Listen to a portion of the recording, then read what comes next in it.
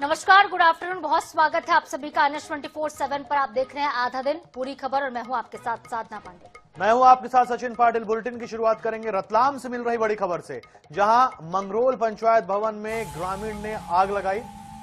आक्रोशित ग्रामीण युवक ने पंचायत का दफ्तर फूका, आग लगाई।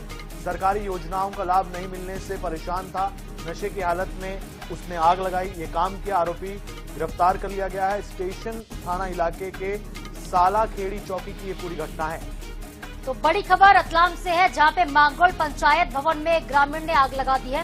आक्रोशित होकर उस लड़के ने पंचायत का दफ्तर ही फूंक दिया, क्योंकि उसको सरकारी योजनाओं का लाभ नहीं मिल रहा था और ऐसे में काफी परेशान था। शराब के नशे में धुत होकर पहुंचा, पंचायत भवन में ही आग लगा दी। स्टेशन थाना इलाके के सालाखेड़ी चौकी की घटना।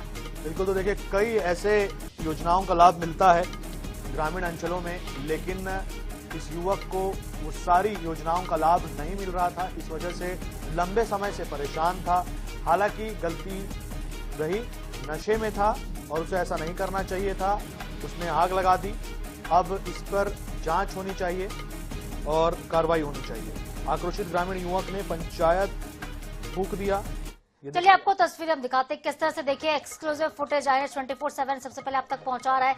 नशे में धुत होकर ये युवक पहुंचता है और कानून को अपने हाथों में ले लेता है।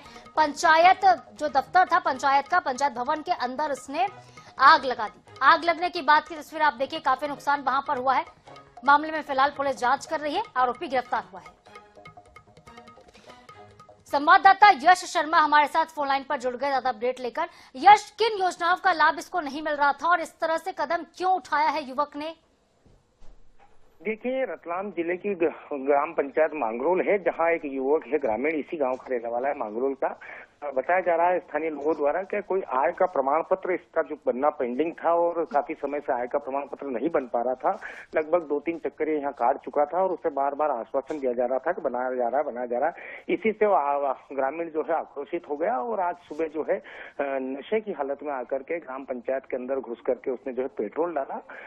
सारी टेबल और जो कंप्यूटर मशीनरी और सारे दस्तावेज जहाँ रखे रहते हैं उन सब जगह उसने पेट्रोल डाला। उसके बाद उसने आग लगा दी। आग लगाने के बाद वो बाहर निकलता और बोला कि आप मत बनाओ मेरा दस्तावेज, भले जो करना हो तो कर लो। उसके बाद जो है पंचायत के लोग आए, यहाँ के कर्मचारी और सभी लोग आए और उन्होंने पुलिस को सूचना दी। पुलिस की सूचना पर तत्काल पुलिस हुई। युवक को जो है गिरफ्तार कर लिया गया है। अभी बाकी की कार्रवाई जो है और क्या मामला रहा है, किस कारण से कितना आक्रोशित हुआ, क्यों आक्रोशित हुआ, सारी जानकारी अभी लेना बाकी है। बिल्कुल यश, आय का प्रमाण पत्र क्यों नहीं मिल रहा था? ये तो बहुत ज्यादा जटिल प्रक्रिया होती नहीं है, वो तो उसका अधिकार है। तो इस पर भी तो ध्यान देना होगा कि भाई आय का प्रमाण पत्र क्यों नहीं बन रहा था। अगर बार बार चक्कर लगा रहा था युवक तो परेशान तो होगा ही। जी, अभी जो स्थानीय लोग हैं उनके द्वारा बताया गया है कि आय का प्रमाण, वस्तु स्थिति क्या है, वो सरपंच वगैरह क्या कहना चाह रहे हैं, वो युवक क्या है, उनसे भी चर्चा नहीं हो पाई है। ये सारा जांच का विषय है, इसीलिए कहा जा रहा है कि जांच होने के बाद पता चल पाएगा कि आखिर क्या कारण रहा इतना आक्रोशित होने का। ठीक है, जांच के बाद ही ज्यादा जानकारी मिल पाएगी, स्थिति पूरी तरह से साफ हो पाएगी। यश, आप नजरें बनाए रखिएगा, जो भी अपडेट्स होंगे आगे आपसे हम लेते रहेंगे। बहुत शुक्रिया आपका फिलहाल तमाम जानकारी के लिए।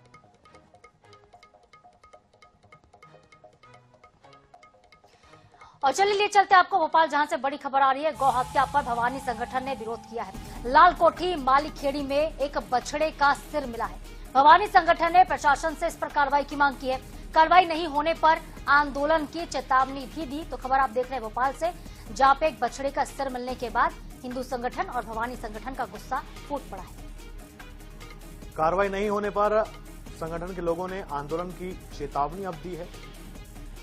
लाल कोठी मालखेड़ी में बछड़े का सिर मिला है।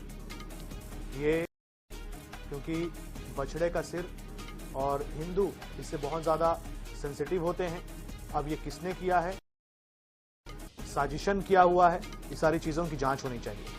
भोपाल से आपको खबर बता रहे हैं, भवानी संगठन ने प्रशासन से अब कार्रवाई की मांग की है और अगर कार्रवाई नहीं हुई तो आंदोलन की चेतावनी दी है। आपको बता दें कि भवानी संगठन गौ हत्या का विरोध कर रहा है, क्योंकि लाल कोठी मालीखेड़ी में बछड़ी का सर मिला है। तो प्रशासन से कार्रवाई की मांग की, आंदोलन की चेतावनी भी दी है। एक बार फिर से गुस्सा फूटा है। भोपाल में गौ हत्या के ऊपर भवानी संगठन ने विरोध प्रदर्शन किया है। लालखेड़ी मालीखेड़ी के पास लाल कोठी है, जहां पे एक बछड़े का सिर मिलने के बाद ये पूरी घटना जो है देखने को मिली है। लोगों का गुस्सा सड़कों पर नजर आया है।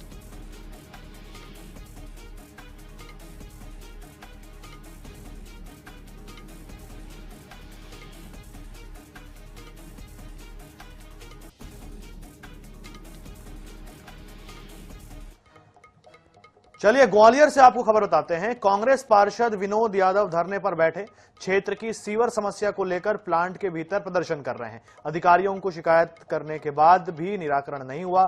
समस्या का हल होने पर सीवर प्लांट से बाहर निकलूंगा, ये कहा है पार्षद ने। पार्षद के समर्थन में MIC मेंबर शकील खान मंसूरी भी पहुंचे।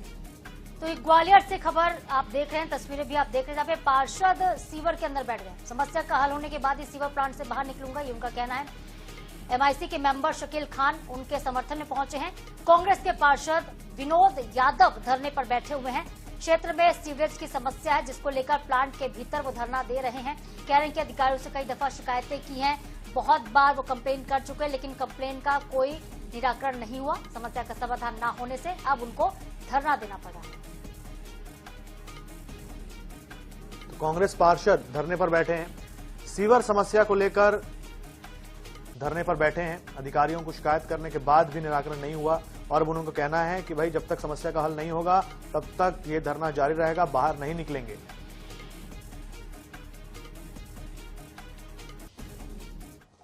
और चलिए आपको ले चलते हैं सूरजपुर, जहां पे हाथियों की वजह से दहशत एक बार फिर से देखने को मिली है।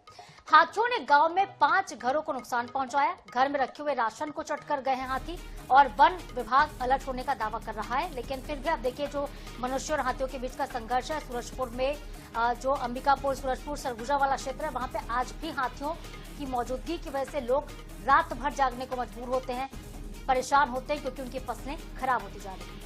बिल्कुल, तो एक बार फिर हाथियों की दहशत में है ग्रामीण। फसलों को नुकसान करते हैं, कई बार तो उनके घरों को भी नुकसान कर देते हैं और इस वजह से दहशत में जीने के लिए मजबूर है। हालांकि वन विभाग ने ग्रामीणों को अलर्ट रहने के लिए कहा है। घुई वन परिक्षेत्र में हाथियों की दहशत है पूरे क्षेत्र में। और ये जो क्षेत्र, जैसे कि साधना ने बताया कि अक्सर यहां से ऐसी खबरें आती हैं कि हाथियों ने फसलों को नुकसान पहुंचाया, ग्रामीणों की मौत हो गई कुचल देने की वजह से, या उनके घर तबाह हो गए हाथियों की वजह से। तो बिल्कुल सचिन, किसी आम व्यक्ति के लिए ये घर बहुत महत्वपूर्ण होता है। ये भले ही देखने में किसी के लिए झुग्गी झोपड़ी हो सकता है, लेकिन वहां पे लोग रहा करते थे, वही उनका आशियाना था। लेकिन जिस तरह से हाथियों ने, आप देख सकते हैं, दीवारों को क्षतिग्रस्त किया, तोड़ा है, ये घर अब रहने लायक नहीं बचे। बिल्कुल, 5 घरों को नुकसान पहुंचा है।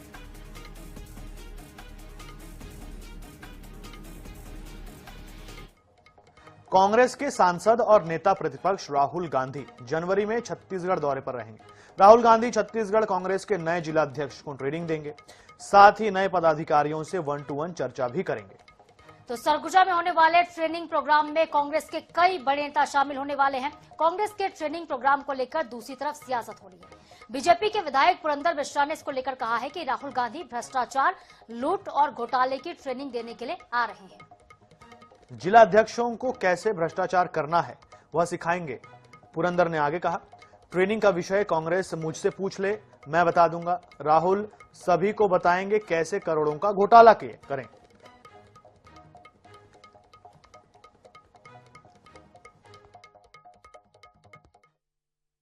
मैं उनका छत्तीसगढ़ के तपोभूमि में स्वागत करता हूं, कौशल्या माता के मैके में स्वागत करता हूं, राम जी के मामा गांव में स्वागत करता हूं। आए और ट्रेनिंग दें, और ट्रेनिंग का विषय मुझसे ले लें। भ्रष्टाचार की ट्रेनिंग दोगे, दुर्नीति की ट्रेनिंग दोगे, महिला उत्पीड़न की ट्रेनिंग दोगे, और कौन सा भ्रष्टाचार पिछले 5 साल में बच गया उसका भी ट्रेनिंग दे दो, ताकि जो विकसित छत्तीसगढ़ का हम सपना देखें वो चूर चूर हो जाए। और अगली खबर भिलाई से होगी। छत्तीसगढ़ के पूर्व deputy CM TS Singhdeo Bhilai Nagar विधायक देवेंद्र यादव के घर पहुंचे हैं और जरूर उन्होंने भूपेश बघेल के बयान का समर्थन भी किया है। भूपेश बघेल ने जो बयान दिया था, मुगल काल में हिंदू सुरक्षित है, इसको लेकर सिंहदेव ने कहा कि मैंने इतिहास पढ़ा है, मुगलों के समय में हमारी सरगुजा रियासत सुरक्षित थी। इतिहास में ऐसे साक्ष्य नहीं मिलते हैं कि मुगलों ने हिंदुओं पर कार्रवाई की हो, ये कहा टीएस सिंहदेव ने। आगे उन्होंने कहा, कुछ लोग और धर्मगुरु राजनीतिक फायदे के लिए जनता को बेवकूफ बना रहे हैं और भाजपा के पक्ष में माहौल बनाने की कोशिश की जा रही है।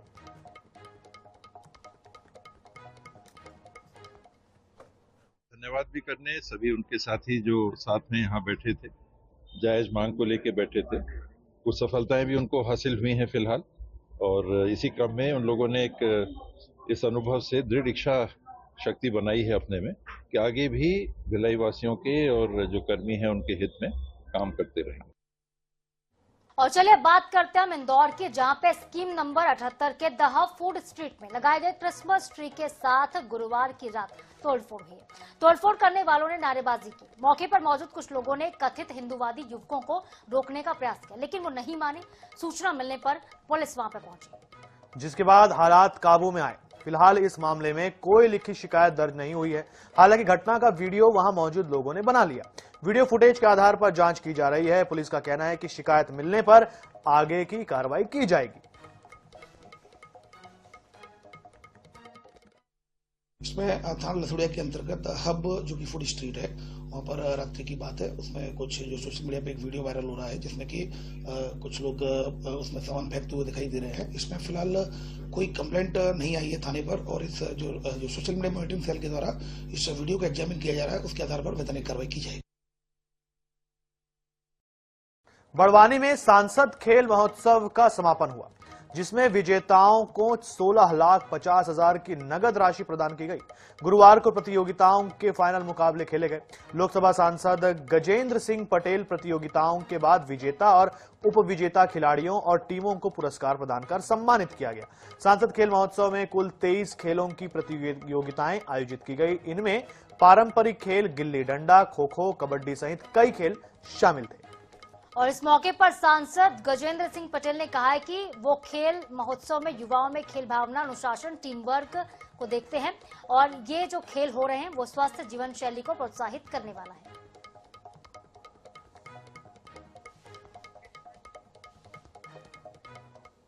देश के यशस्वी प्रधानमंत्री आदरणीय नरेंद्र मोदी जी के नेतृत्व में सांसद खेल का आयोजन किया गया है। 15 अक्टूबर से 25 दिसंबर, आज ये 2 महीने का खेल का समापन का अवसर था। इस समापन अवसर पर हमने पूरे जिले भर में विभिन्न प्रकार के खेल आयोजन किए। 23 प्रकार के खेल आयोजन किए थे, जिसमें गुल्ली डंडा से लेकर रस्साकशी, चेयर रेस, नींबू race, kabaddi, kho kho, football, hockey, ऐसे तमाम प्रकार के खेल आयोजित किए गए।